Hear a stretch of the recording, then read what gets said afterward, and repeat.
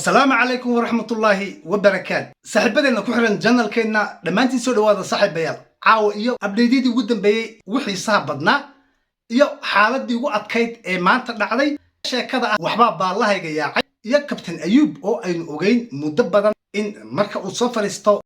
teedii hadda soo dhaafay markasta ku karbaashi jiray Somaliland waxba baalahayga yaacay ama habihiisa ayaa uu ka ordeen ciidamadii Somaliland ama waxba baalahooda yaacay oo ugu dambeyntii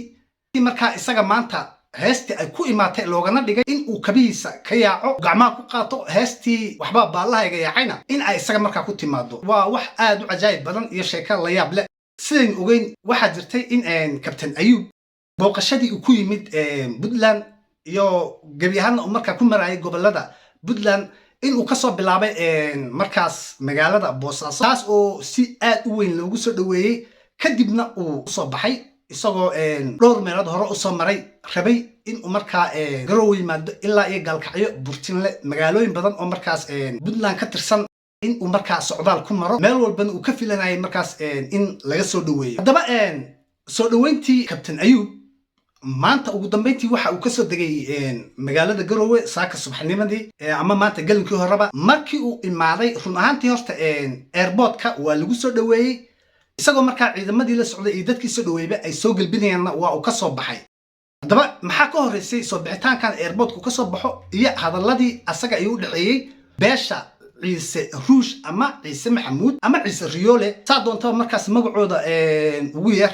iyo Captain Ayub oo ayaantaanba marka xifaaltan iyo hadal ka horeeyay arinta maanta dhacday oo ahayd Garowe ka soo deg iyo waan imaanaya anoo ciidankii ilaalinayay markaas wata sida la wada ogyahayna Captain Ayub waxa lagu eedeynayay muddooyinkii hadda ugu dambeeyay in uu campaign u wado amba uu u campaign garanayo madaxweyne Siciid Dani madaxweynaha Puntland oo mucaaradkiisa ugu weyn markaas ama kooxda Aranjan la dhaho ay markaa iyagu Garowe u badihiin ama ay Garowe degan yihiin Garowena ay tahay markaas magaalo madaxdii Puntland ama caasimadii Puntland Captain Ayub marka hadaladii la isku tuuray markii uu maanta Garowe ka soo degay Captain Ayub waxa uu dhahay Garowe waa joogaa waa imaaday idin maye maxaa si ka dambeeyay Captain Ayub iyo beeshaas marka Ruush ama Ciise Maxamuud iyo dadkii marka isaga ay xifaaltanka kala dhaxeeyeen oo meeshii ku wada sugayay Captain Ayub intii uu socdaalada sameynayay waa uu sheegay in uu isagu markaan ninna u codeynayn ama uusan campaign ugu talagal inuu qof u sameeyo balse isagu markaas shakhsiyan socdo rabana in isagu markaas uu meeshan wax ka noqdo uu naftiisa u ordo taas way cadayd balse ta kale oo meesha ku qarsoon ay ahayd in la ogaa ama ay dadku sheegeenba in uu Captain Ayub u yimid Puntland sidii uu ugu campaign garayn lahaa Siciid Dani xaaladda waxay socotaba maanta marka waxa ka dhacday markii Ayub ka soo degay magaalada Garowe ee uu soo ka soo baxay garoonkii diyaaradaha magaaladiina uu soo galay in ay sheekadii noqoto marka xabad in la isku furo meeshii dhimasho ayaa timid waxa qofba ayaa dhintaa la dhahay dhowr qofna waa dhaawac inta dhaawacada Ilaahay bogsiyo qofka horta meesha ku dhintayna Ilaahay naxariistii janno ha ka waraabiyo laakiin sababta meesha loogu dhintay iyo dhaawacay dhibaatada imaaday ayaa mid aan la ogolayn ama la qaadan karo aan ahayn waana wax laga xumaado Ayub isaga oo marka wiilashii beeshiisa Umar Maxamuud la socdaan oo ilaalinayaan markii uu magaalada soo galay waxa dhacday in geesaha xabad looga bilaabo haddaba Ayub waa idin haynaa videoga markaas xabadda lagu bilaabayo gawaaridii uu wata iyo markaa tooska lagu bilaabayo balse waxaan rabnaa inaan horta ku bilaabano video ah Ayub raggii markaas xabadda ku bilaabay ee u dhaaranayay ee joogay magaalada Garowe kuna sugayay intii uu soo socday isagana hadalkiisa markaa sugayaybu oo qoryahoodii u diyaarsan yihiin bal horta ayaan idinka hor dhicin balta videogan aan isla fiirino iyo raggii Ayub markaa u dhaarsanaa ee sugayay iyo sida ay wax u bilaabmeen wiilka xunka halkaan ay ku istaayo Captain Ayub oo dalka iyo dadka shaqada la daba taagnaa oo dhaqameedada iyo isme ilaa boqor xay marxad loo daahir ah waddo ay saaka wasaqeeyay horteeda maartay baad ku dhacday oo kuwa qoriyo ka soo qaxay tuugo ka soo qaatay halkaan ka diiso shaq sayna Captain maartay waxa laan ku qoqor soo jibaab qaba balahayga yaacay siruush Captain loo ka shakaro laba dishan kala iyo soo isku hortool madama ay haweysan arrimaha aan ku xalada inuu ka dhawayo faanada Soomaaliya aadiya aan ku xalada inuu ka dhawayo fiican lahayd inta koobana wax ka suuqina walash tiktokayaasha aadiya sayna shaqada ka hageen hadii hada ugu doortay Ayuu hadii hada ugu doortay شركة كباتكي مسكونا يو هدي هذا الوضوط كباتكي حديث اللي كوسيتي أديكو تبع قواتات دني وشي رئيسي أديكو تبع قواتات دني وشي رئيسي هذا ما كان يو مرضى ما عايز كويس كان على ما نوع عسى هو تبي تدك ما لك هذا خليك يسمع إن هذا فلقاديشي واجب كان هذا بكورة فيديوغاس aynu hadda soo aragnay waa raggii markaas nimankii ciise ruush loogu yeeray ee markaa kabtan ayib ku sugayay magaalada Garowe oo taagnaa maruu ninkan soo cagdhigo kabtan ayib ragga mucaaradka ah in badan waa ishayeen waa uu ka soo horjeeday ninkan hadda wuxuu ku eedeeyay kabtan ayib in uu dhahay isimadeeni ama odayaasheeni ayuu aflagaado ku sameeyay oo taas ayaan kula dagaalanay laakiin muhiimadda ayaa ah kabtan ayub imaanshaha uu Garowe imaanayaba muddo waa lagu sugayay oo dad badan oo isaga marka xarashka u hayay ayaa meesha joogay ama mucaaradka ha ahaadaan ama ciidamadaas oo marka mucaaradku ay fangaraynayaan ba ha ahaadaan ama koox kale oo badan ba ha ahaato balse Janis way ku gaadayeen kabtan ayubna waa ku heleen maanta isaga oo marka dareyskiisii digihii marka generaalnimadana ay marka ugu taxan yihiin Garowe ka soo degay waa taas banaanka lagu helay oo aan marka waxba loo reeban ninkaas wuxuu tusay qoryo iyo hub u dhahay markaas waa kuwii kabtan ayub iyo kooxdii markaas beeshiis ahayd ee waday ay marka kala hareen wuxuuna sheegay markaas inay kabahoodii ka carareen meeshina la isku baabaasaday waxna aan la isku reeban kabtan ayub laftiisu markaas isna life waa soo galay isagoo ka hadlay nimankaas dhahay hooyooyinkood dabadooda niman xabad ka soo ridaya oo baqdina ku jirto ayaa weerar ugu soo qaaday arrinta marka ugu la yaabka badan leh waxa ayub markaas la soo weeraray فيديوغا lagu soo weeray oo aan raba hadda inaan idin tuso markaas oo ka live-ka xabadu markay dhacaysa isla markiiba waxa videoga soo qaatay oo page-keeda soo dhigtay Fahimo Quuje oo iyadna marka si fiican hawsha meesha ka dhacday iyo waxa ka dhacay ugu baashaalaysay asoo marka u muuqata Fahimo Quuje Janis kan oo kale iyo waxba baalahayga yaacay iyaduna aad u raadinaysay iyo sida marka wax loo sheegay in arintani si toos oo marka kabtan ayub iyo dadkii ilaalinayay ay ugu dhacday ay tahay haddaba Fahimo Quuje marka ay page-keeda soo dhigtay hadalana waa raacisay iyadana taas marka waxay u ahayd Janis weyn oo ay marka heshay sheekadana caaw ay marka ku salaxatay wax walba ay ku dhayso bal videoga marka live-ka xabada loogu bilaabay iyo qaabkay wax u dhaceen aan isla aragno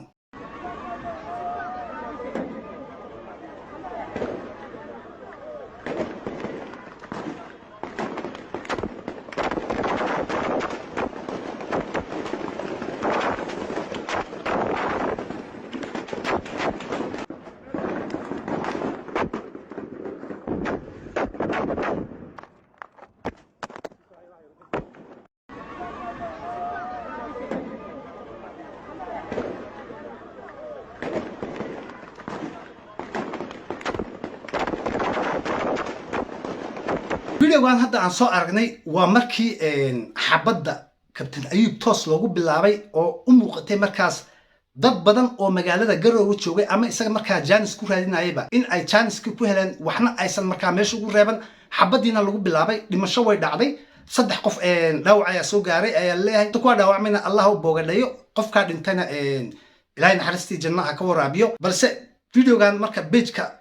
Fahimo Quuje oo laftigeed marka kabtan ayub xarash u haysay ayaa soo dhigtay tii maanta dhacday marka waxay ahayd drama aan marka la filayn ama wax lama filaan ah maadaama aynu ogeyn kabtan ayub in marka ilaalo badan oo Umar Maxamuud la socdaan oo beeshii dhalinyaradii beeshiis ahayd ama ciidamo kale oo badan oo marka Puntland ka soo jeedo isku dhafbaha ahaadaan haday rabaan balse tan maanta kabtan ayub ku dhacday lama filanayn oo wax marka la sugayo ma ahayn inay meesha ka dhacdo kabtan ayub markii arintaas dhacday wuu orday ayaa dhahay waa baxay balse isaga isla markiiba horta video ayaa laga soo duubay oo la keenay isagoo la wareysanayo arintiina ka waramaya iyo dadka uu sheegay markaas isagoo laftigiisu uu karbaasho u dhahay niman futadii hooyadood ku dhuumanaya ama xabad ka soo ridaya ayaa weerar igu soo qaaday weerar oo markaas nafla caarida oo cabsi ay ka muuqato oo aan ragga toos marka u soo bareeri karayn oo niman ordayo baxsaday ah bal kabtan ayub iyo marka hadalkiisina bal horta aan wax ka soo qaadano iyo sidoo wax u dhahay waxay weerarayna waa wax jiriya oo magac reer hebel ku gabanaya hooyadii futada xabad ka soo ridaya nin iska celin karo asagana lama qaban karo xaaja rag maaha inta wadataan kala wataay bananka inoo saaro habraha caruurta laga dhaxsaan waxa ayaan darra ah oo wax la cajabaa kuwa mashruuxiinta sheeganaya oo ay qoor sagaal dadka shacabka ahaa ee reer Garowe inay qorsagaal ku hayaan oo nimanka hadda sheeganaya musharaxiinta oo ka mid yahay Axmed Faroole Atoosh magaciisa khaldine ina diyaano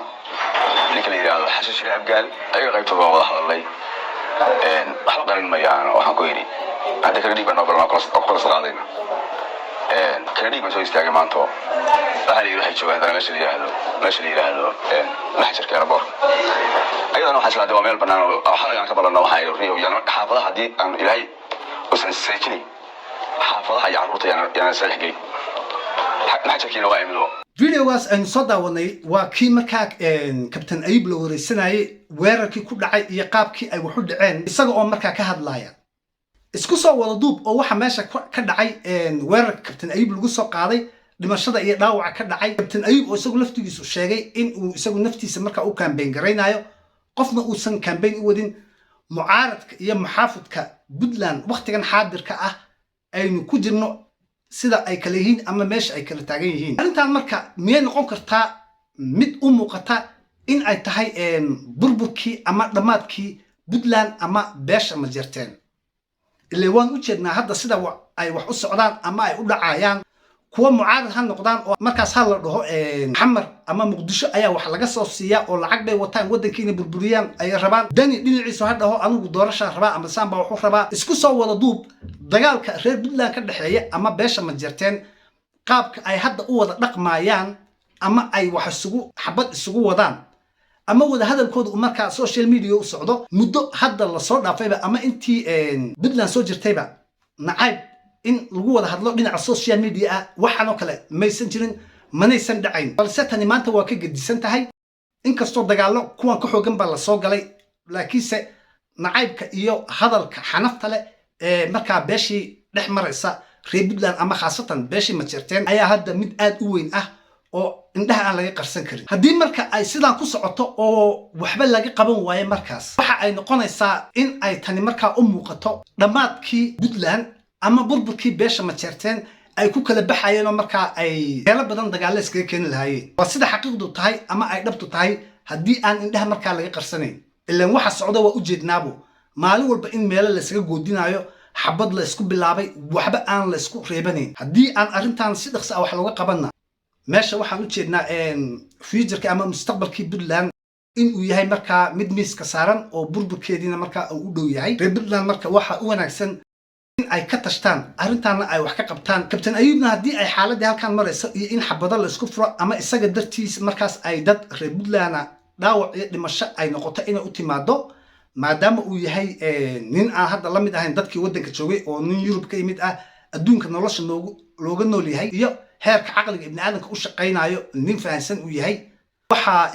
habboon in uu arrintan dejiyo ama qaboojiyo ama meeshan kaba laabto oo ka dhex baxo inta uu khaatumadiisaas iyo meesha socdaalkiisu muhiimadu ahayd intuu aado markuu ka soo laabto haddii kale tan dhibaato weyn iyo hawl aan marka hadda loo baahnayn ay horseedi doontaa oo imaan doonta iyo in beeshii ma jirteen meelo badan marka ay nacayb iyo dagaalo inta ka bilaabmaan beerka la iska tumo oo wax aan hore u dhicin ay markaa meeshii ka dhacaan kolley update-kii maanta Captain Ayub iyo hawshiisii halkaas ayaan kusoo gabagabaysanaa wixii cusub ee markaa kusoo kordha ama soo baxana insha Allah waa idin soo dayn doonaa oo nala arki doontaan idin leeyahay wassalaamu calaykum wa rahmatullaahi wa barakaatuh